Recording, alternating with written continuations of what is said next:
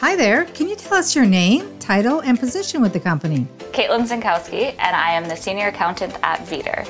How long have you been with us? 7 years. What are your core functions, key parts of your job?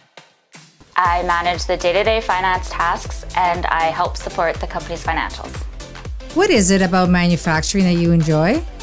I would say manufacturing at Vidir. I enjoy getting to see the product go from nothing, I guess it would be essentially, to something, and then getting to see the value that it provides the customer. Describe changes you have seen at Vidir that have led to positive change for you and for women in the manufacturing workplace or environment. I think getting to see more women in management, directors, and on the production floor has been a positive change for us. How can women make their mark in the manufacturing workplace? I think standing up and having a voice and being brave enough to work in those roles and different things like that.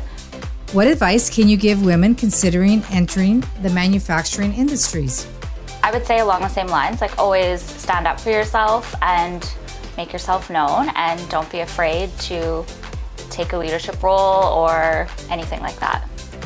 What are some things that we can do to improve the image of manufacturing in order to attract more women into this industry? I would say continuing to put women's faces out there and promote it and advertise it that way would be good. Great, thank you. You're welcome.